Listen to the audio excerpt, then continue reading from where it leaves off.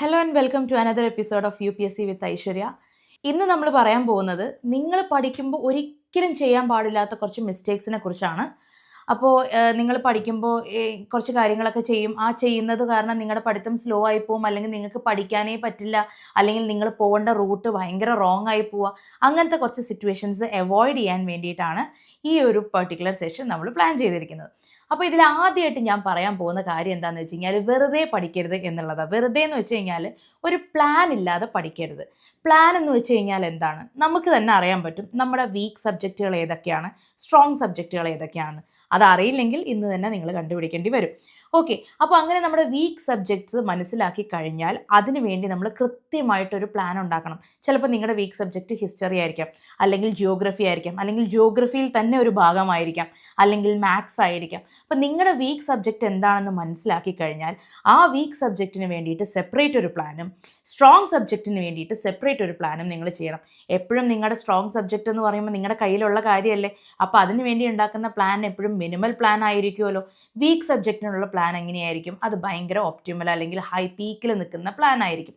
അപ്പോൾ പ്ലാൻ ഇല്ലാതെ പഠിക്കാൻ ഇറങ്ങരുത് എന്നുള്ളതാണ് നിങ്ങൾക്കുള്ള ഫസ്റ്റ് ടിപ്പ്. ഇനി രണ്ടാമത്തെ ടിപ്പ് എന്താണെന്ന് വെച്ച് കഴിഞ്ഞാൽ മൾട്ടി ടാസ്കിങ് പാടില്ല. ഞാനിത് മുമ്പത്തെ ഒരു വീഡിയോയിലും പറഞ്ഞിട്ടുണ്ടായിരുന്നു, മൾട്ടി ടാസ്കിങ് പാടില്ല എന്നുള്ളത്. ചില ആൾക്കാർ കണ്ടിട്ടില്ലേ, പാട്ട് കേട്ടുകൊണ്ട് പഠിക്കുന്നു, അല്ലെങ്കിൽ സംസാരിച്ചുകൊണ്ടിരുന്ന് പഠിക്കുന്നു, അല്ലെങ്കിൽ TV കണ്ടുകൊണ്ടിരുന്ന് പഠിക്കുന്നു.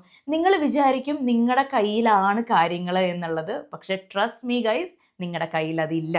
ഓക്കെ, നിങ്ങൾ പഠിക്കുന്നു എന്ന് നിങ്ങൾക്ക് തോന്നുന്നതാണ്, അല്ലാതെ നിങ്ങൾക്ക് മൾട്ടിപ്പിൾ കാര്യങ്ങൾ ഇപ്പോൾ നിങ്ങൾ കുക്കിംഗ് ചെയ്യുമ്പോൾ പാട്ട് കേൾക്കുന്നതോ വർക്കൗട്ട് ചെയ്യുമ്പോൾ പാട്ട് കേൾക്കുന്നതോ പോലെയല്ല പഠിക്കുമ്പോൾ. അല്ലെങ്കിൽ നിങ്ങൾ ഒരാളോട് സംസാരിച്ചുകൊണ്ട് നിങ്ങളിപ്പോൾ തുണി അയൺ ചെയ്യുന്നത് പോലെ ആയിരിക്കില്ല നിങ്ങൾ പഠിച്ചുകൊണ്ട് ഒരാളോട് സംസാരിക്കുന്നത്. സോ മൾട്ടി ടാസ്കിങ് അവോയ്ഡ് ചെയ്യുക. പഠിക്കുമ്പോൾ പഠിക്കുക മാത്രം ചെയ്യുക, മറ്റു ഒരു കാര്യങ്ങളും ചെയ്യാതിരിക്കുക. മൂന്നാമത്തെ കോൺസെപ്റ്റ് ഞാൻ പറയാൻ പോകുന്നതാണ് പാസീവ് ലേണിംഗ്. നിങ്ങൾ പുസ്തകം പിടിച്ചിരുന്ന് വായനയോട് വായനയായിരിക്കും, നിങ്ങൾ ഒരുപാട് കാര്യങ്ങൾ വായിക്കുന്നുണ്ട്, പക്ഷെ നിങ്ങളത് പഠിക്കുന്നുണ്ടോ? അല്ലെങ്കിൽ നിങ്ങൾക്കത് ശരിക്കും മനസ്സിലായിട്ട് തന്നെയാണോ നിങ്ങൾ മുമ്പോട്ട് പോകുന്നത്? ശരിക്കും പറഞ്ഞു കഴിഞ്ഞാൽ 1 മണിക്കൂർ നിങ്ങൾ പഠിച്ചു എന്ന് പറയുമ്പോൾ ആ 1 മണിക്കൂർ നിങ്ങൾ പഠിക്കുകയാണോ ചെയ്തത്, അത് പഠിക്കുന്നത് പോലെ എന്തോ സംഭവിക്കുകയാണോ ചെയ്തത്? ഇത് നിങ്ങൾ ഉറപ്പുവരുത്തണം. ചില ആൾക്കാർ പഠിച്ചുകൊണ്ടിരിക്കുമ്പോൾ പകുതി ഉറക്കത്തിലായിരിക്കും, അല്ലെങ്കിൽ മറ്റ് ചിന്തകളിലായിരിക്കും, പക്ഷെ അണ്ടർലൈൻ ചെയ്ത് പോയിക്കൊണ്ടേയിരിക്കുന്നുണ്ടായിരിക്കും. അപ്പോൾ ഈ ഒരു കാര്യം നിങ്ങൾ കറക്റ്റായിട്ട് മോണിറ്റർ ചെയ്യണം. നിങ്ങൾ പഠിക്കുക തന്നെയാണോ, ആക്റ്റീവ് സ്റ്റഡിയിങ് ആണോ, പാസീവ് ലേണിംഗ് ആണോ ശരിക്കും നിങ്ങളിൽ സംഭവിച്ചുകൊണ്ടിരിക്കുന്നത് എന്ന് നിങ്ങൾ ഉറപ്പുവരുത്തണം. ഒരു പോയിന്റിൽ നിങ്ങൾക്ക് തോന്നുക നിങ്ങൾ പാസീവായി, സ്റ്റോപ്പ് ചെയ്ത് ബ്രേക്ക് എടുക്കുക, എന്നിട്ട് വീണ്ടും പഠിച്ചു തുടങ്ങുക. അല്ലാതെ പാസീവ് ലേണിംഗ് ഒരിക്കലും കണ്ടിന്യൂ ചെയ്യാൻ പാടില്ല. It is A huge mistake. കാരണം നിങ്ങൾ പഠിക്കുന്നില്ല, നിങ്ങൾ പഠിക്കുന്നത് പോലെ പ്രിറ്റൻഡ് ചെയ്യുകയാണ് നിങ്ങളുടെ മൈൻഡിനോട്. ഓക്കെ, അപ്പോൾ അതാണ് അടുത്ത മിസ്റ്റേക്ക്, ഒരിക്കലും ചെയ്യാൻ പാടില്ലാത്ത അടുത്ത മിസ്റ്റേക്ക്. പിന്നീട് നാലാമത്തെ കാര്യം എന്ന് പറഞ്ഞു കഴിഞ്ഞാൽ, ചില ആൾക്കാർ വിഗറസ്ലി പഠിക്കുന്ന ആൾക്കാരായിരിക്കും. അതായത് പഠിച്ചു തുടങ്ങിക്കഴിഞ്ഞാൽ ഒരു മെഷീനെ പോലെ പണിയെടുക്കും, ഭയങ്കരമായി പഠിച്ചുകൊണ്ടേയിരിക്കും. ചിലപ്പോൾ പാരൻസ് പഠിപ്പിക്കുന്ന കുട്ടികളായിരിക്കാം, അല്ലെങ്കിൽ ഫ്രണ്ട്സ് പഠിപ്പിക്കുന്ന കുട്ടികളായിരിക്കാം, അല്ലെങ്കിൽ നിങ്ങൾ കമ്പൈൻ സ്റ്റഡി ചെയ്യുന്ന ആളായിരിക്കാം. അപ്പോൾ ഇങ്ങനെ ഉണ്ടാകുമ്പോൾ എന്താ സംഭവിക്കുന്നതെന്ന് വെച്ച് കഴിഞ്ഞാൽ, നിങ്ങൾ ആക്ച്വലി ഒരു ബ്രേക്ക് എടുക്കാതെ ഭയങ്കരമായിട്ട് പഠിച്ചുകൊണ്ടിരിക്കുകയാണ്. നിങ്ങളുടെ മൈൻഡ് മനസ്സിലാക്കേണ്ട ഒരു കാര്യം, ഒരു ഹ്യൂമൻ ബോഡിയുടെ മൈൻഡിന് കോൺസെൻട്രേറ്റ് ചെയ്യാൻ പറ്റുന്ന സമയങ്ങളുണ്ട്. ആ ഒരു ടൈം പീരീഡ് കഴിഞ്ഞാൽ ഓട്ടോമാറ്റിക്കലി നിങ്ങളുടെ ബ്രെയിൻ വീക്ക് ആവും. അപ്പോൾ നിങ്ങൾ എന്താ ചെയ്യേണ്ടത്? ഒരു പെർട്ടിക്കുലർ ഇൻ്റർവെല്ലിൽ നിങ്ങൾ സെറ്റ് ചെയ്യുക, അതിന് ശേഷം ബ്രേക്ക് എടുക്കുക. ഫോർ എക്സാമ്പിൾ, സ്കൂളിലുള്ള വർക്കിംഗ് അവേഴ്സ് നിങ്ങൾ നോക്കി നോക്കുക. ഒരു പെർട്ടിക്കുലർ പീരീഡ് എന്ന് പറയുന്നത് ചിലപ്പോൾ 40 മിനിറ്റ് ആയിരിക്കും, അല്ലെങ്കിൽ 45 മിനിറ്റ് ആയിരിക്കും. അത് കഴിഞ്ഞാൽ അടുത്ത പീരീഡാണ്. അതായത് അതിൻ്റെ അർത്ഥം എന്താണ്?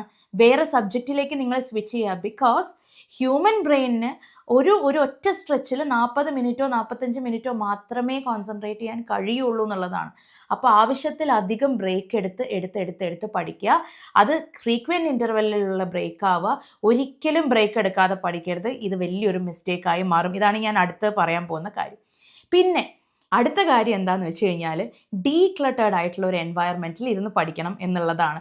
ഇപ്പോൾ നിങ്ങൾ ഭയങ്കര ക്ലട്ടേർഡ് ആയിട്ടുള്ള ഒരുപാട് സാധനങ്ങളൊക്കെ വലിച്ചു വാരിയിട്ടിട്ട് അതിൻ്റെ നടുക്കിരുന്ന് പഠിക്കുകയാണെന്നുണ്ടെങ്കിൽ നിങ്ങൾ വിചാരിക്കും ഓക്കെ പഠിക്കുകയല്ലേ, ഏത് പ്രതികൂല സാഹചര്യത്തിലും ഞാൻ പഠിക്കും, എവിടെ ഇരുന്ന് ഞാൻ പഠിക്കും. അതൊക്കെ കുറച്ചുകൂടെ ഓൾഡ് കോൺസെപ്റ്റാണ്. ഓക്കെ, അപ്പം നിങ്ങളിപ്പോൾ പഠിക്കാൻ ശ്രമിക്കുകയെന്നുണ്ടെങ്കിൽ കുറച്ചുകൂടെ ക്ലീനർ ആയിട്ടുള്ള എൻവയറമെൻറ്റിൽ ഇരുന്ന് പഠിക്കുക.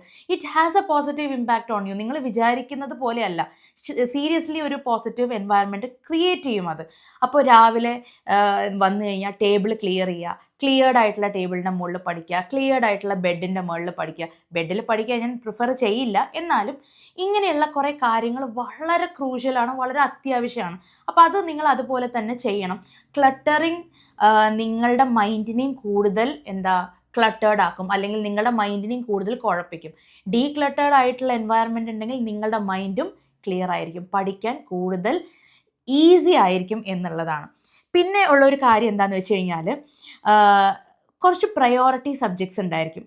ഈ പ്രയോറിറ്റി സബ്ജക്ട്സിനെ ഒരിക്കലും ഒഴിവാക്കരുത്. ചില കുട്ടികളുടെ ഒരു ശീലം എന്താണെന്ന് വെച്ച് കഴിഞ്ഞാൽ ഓക്കെ ഡിഫിക്കൽട്ട് ആയിട്ടുള്ള ഒരു സബ്ജക്റ്റ് ഉണ്ടായിരിക്കും, ആ സബ്ജക്റ്റിനെ ഒഴിവാക്കിയിട്ട് കുറച്ച് ഈസി ആയിട്ടുള്ള സബ്ജക്ട്സ് പഠിക്കാം എന്നുള്ളതാണ്. അപ്പോൾ ചിലപ്പോൾ ഈ ഡിഫിക്കൽട്ടായിട്ട് നമ്മൾ മാറ്റി വയ്ക്കുന്ന സബ്ജക്റ്റ് ഭയങ്കര പ്രയോറിറ്റി സബ്ജക്റ്റ് ആയിരിക്കാം. ഫോർ എക്സാമ്പിൾ സിവിൽ സർവീസസിൻ്റെ കാര്യം പറയുകയാണെങ്കിൽ polity, economy, science and tech, environment, ഇതൊക്കെ വളരെ പ്രയോറിറ്റി സബ്ജക്ട്സ് ആണ്. നമ്മളിതൊന്നും പഠിക്കാതെ നമ്മൾ കുറേ വേറെ ഏതെങ്കിലും സബ്ജക്ട്സ് ഇരുന്ന് ഇങ്ങനെ പഠിച്ചുകൊണ്ടേ ഇരിക്കുന്നതിൽ ഒരർത്ഥമില്ല. പ്രയോറിറ്റീനെ എന്നും പ്രയോറിറ്റി ആയിട്ട് തന്നെ കാണണം. ഓക്കെ, നിങ്ങൾക്ക് ടെസ്റ്റ് സീരീസ് എടുക്കുന്നതാണ്, മോക്ക് ടെസ്റ്റുകൾ എടുക്കുന്നതാണ് നിങ്ങളുടെ പ്രയോറിറ്റി എന്നുണ്ടെങ്കിൽ അത് തന്നെ ചെയ്യണം. അതിൽ നിന്നും സ്കിപ്പ് ചെയ്യാൻ പാടില്ല എന്നുള്ളതാണ് മറ്റൊരു കാര്യം. അപ്പോൾ നിങ്ങൾ എന്തെങ്കിലും പ്രയോറിറ്റി ബേസ് ചെയ്തിട്ടുള്ള കാര്യം സ്കിപ്പ് ചെയ്തിട്ടുണ്ടെങ്കിൽ that is going to be a very biggest mistake. Okay, അടുത്ത മിസ്റ്റേക്ക് ഞാൻ പറയാം, ഡൗട്ട് ക്ലിയറിങ് ചെയ്യാതിരിക്കുക എന്നുള്ളതാണ്. പല കുട്ടികൾക്കും ഡൗട്ട് ക്ലിയർ ചെയ്യാൻ പേടിയാണ്. കാരണം ഓക്കെ ഞാൻ ഈ ഡൗട്ട് ചോദിച്ചു കഴിഞ്ഞാൽ എന്നെക്കുറിച്ച് എന്ത് വിചാരിക്കും, അല്ലെങ്കിൽ ഞാനൊരു മണ്ടനായി പോവോ, ഞാനൊരു മണ്ടിയായി പോവോ, അല്ലെങ്കിൽ ആൾക്കാർ വിചാരിക്കില്ലേ എനിക്ക് ഇതുപോലും അറിയില്ലേ എന്നുള്ളത്. അതൊന്നും മാറ്റർ ചെയ്യുന്നില്ല. മറ്റുള്ളവരെന്ത് ചിന്തിക്കുന്നു, മറ്റുള്ളവരുടെ ചിന്തകൾ ഏത് വഴിക്ക് പോകുന്നു, it is not your business. നിങ്ങൾക്ക് ഡൗട്ട് ഉണ്ടോ നിങ്ങൾ ക്ലിയർ ചെയ്യുക. നിങ്ങളുടെ മെൻറ്ററിനോട് ചോദിക്കുക, ഫ്രണ്ട്സിനോട് ചോദിക്കുക, ടീച്ചേഴ്സിനോട് ചോദിക്കുക, അവൈലബിൾ ആയിട്ടുള്ള എല്ലാ റിസോഴ്സസിനോടും നിങ്ങൾ ചോദിക്കുക. ഓക്കെ, അതിനകത്ത് ഒരു തെറ്റുമില്ല. പക്ഷേ ഒരു ഡൗട്ട് വെച്ചിട്ട് മുമ്പോട്ട് പോകരുത്. ആൻഡ് ഇവിടെ ഒരു കാര്യം കൂടി ഉണ്ട്, ഇവിടെ ഒരു സബ്സെറ്റ് ഇതിനെക്കുറിച്ച് പറയാനുള്ളത് എന്താണെന്ന് വെച്ച് കഴിഞ്ഞാൽ എന്ത് കാര്യത്തിനോടും ഡൗട്ട് മാത്രമുള്ള ഒരു കുട്ടിയായി മാറാനും നിങ്ങൾ പാടില്ല എന്നുള്ളതാണ്. ഇപ്പം ചില കാര്യങ്ങൾ ടെക്സ്റ്റ് ബുക്കിൽ വളരെ സ്ട്രെയിറ്റ് ഫോർവേഡായിട്ട് എഴുതി വെച്ചിട്ടുണ്ടെന്നുണ്ടെങ്കിലും ചിലർക്ക് അതിന് മുകളിൽ ഡൗട്ടാണ്. അപ്പോൾ അങ്ങനെ ഫുൾ ഡൗട്ടിൻ്റെ മുകളിൽ ജീവിച്ചിട്ട് സമയം വേസ്റ്റ് ആക്കാതിരിക്കുക. എന്നാൽ ഒരു കാര്യം മനസ്സിലായിട്ടില്ലെങ്കിൽ അത് ക്ലിയർ ചെയ്യാതെ മുമ്പോട്ട് പോകരുത്. ഓക്കെ, അപ്പോൾ ആ ഡൗട്ട് ക്ലിയറിങ്ങിനോട് നമ്മൾ ഒരു വിരക്തി കാണിക്കുക അല്ലെങ്കിൽ മടി കാണിക്കുക ചെയ്യുന്നത് ഒരു വലിയ വലിയ മിസ്റ്റേക്കായി വരും. എസ്പെഷ്യലി സ്കൂൾ സ്റ്റുഡൻസ് അല്ലെങ്കിൽ യൂണിവേഴ്സിറ്റി സ്റ്റുഡൻസ്, ഇവർക്കൊക്കെ ഇത് ഭയങ്കര വലിയൊരു പോയിൻ്റാണ്.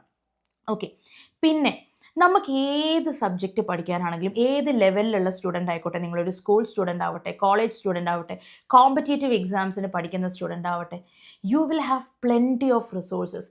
ഇഷ്ടം പോലെ റിസോഴ്സസ് മാർക്കറ്റിൽ കിട്ടും. ഓക്കെ, ബുക്സ് ആയിട്ട് PDF ആയിട്ട് ഇങ്ങനെ കിട്ടിക്കൊണ്ടേയിരിക്കും.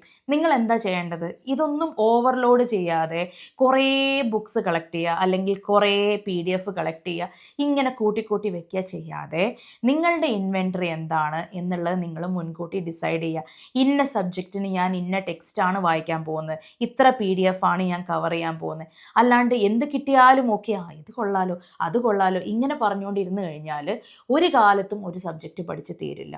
അപ്പോൾ ചെയ്യേണ്ട മസ്റ്റായിട്ടുള്ള ഒരു കാര്യം റിസോഴ്സസ് വെച്ചിട്ട് ഓവർലോഡ് ചെയ്യരുത്. ഇപ്പോൾ ഈവൻ സ്കൂൾ സ്റ്റുഡൻസിന് തന്നെ ലേബർ ഇന്ത്യ മുതൽ ഗൈഡുണ്ട്, അങ്ങനെ ഒരുപാട് കാര്യങ്ങൾ ഇഷ്ടം പോലെ മെറ്റീരിയൽസ് അവൈലബിൾ ആണ്. അപ്പോൾ NCERT വായിക്കുക അല്ലെങ്കിൽ മെയിൻ ടെക്സ്റ്റ് വായിക്കുക എന്ന് പറയുന്ന പല കുട്ടികളും ചെയ്യാത്ത കാര്യമാണ്. അപ്പോൾ എന്താ ചെയ്യേണ്ടതെന്ന് വെച്ച് കഴിഞ്ഞാൽ പക്ക നമ്മൾ വായിക്കേണ്ട ബുക്കുകൾ എന്താണെന്ന് പ്രയോറിറ്റൈസ് ചെയ്യുക, അത് വായിക്കുക. അഡീഷണൽ എന്തെങ്കിലും വായിക്കണമെങ്കിൽ അതിൽ ഭയങ്കര ഒരു സെലക്ഷൻ പ്രോസസ്സ് കൊണ്ടുവരിക, എന്നിട്ട് അത് മാത്രം വായിക്കുക. അല്ലാണ്ട് ഒരുപാട് റിസോഴ്സസ് വായിച്ചിട്ട് ഒരു അക്കാഡമിക് ഇയറിലും നമുക്കൊന്നും പഠിച്ചു തീർക്കാൻ പറ്റില്ല. പിന്നെ എൻ്റെ ലാസ്റ്റ് പോയിന്റ് എന്താണെന്ന് വെച്ച് കഴിഞ്ഞാൽ don't do too much of combine study നല്ലതാണ്, പിയർ ഗ്രൂപ്പ് നല്ലതാണെന്ന് ഞാൻ പറഞ്ഞിട്ടുണ്ട് എൻ്റെ മുമ്പേ ഉള്ള വീഡിയോസിൽ. പക്ഷേ പൊതുവേ കണ്ടുവരുന്നൊരു പ്രാക്ടീസ് എന്താണെന്ന് വെച്ചാൽ രാവിലെ തൊട്ട് വൈകുന്നേരം വരെ കമ്പൈൻ സ്റ്റഡി ചെയ്യുമ്പോൾ നിങ്ങൾ ആലോചിക്കുക അതിനകത്ത് എത്ര ആക്റ്റീവ് അവേഴ്സ് നിങ്ങൾ ശരിക്കും പഠിച്ചു, എത്ര സംസാരിച്ച് കളഞ്ഞു, എത്ര മറ്റു കാര്യങ്ങൾ ഡിസ്കസ് ചെയ്ത് കളഞ്ഞു, അല്ലെങ്കിൽ എത്ര നിങ്ങൾ പുറത്ത് ചായ കുടിക്കാൻ പോയിട്ടും അല്ലെങ്കിൽ ഫുഡ് കഴിക്കാൻ പോയിട്ടും വീഡിയോസിനെ കുറിച്ച് ഡിസ്കസ് ചെയ്തിട്ടും കളഞ്ഞു എന്ന് നിങ്ങൾ ആലോചിച്ച് നോക്കണം.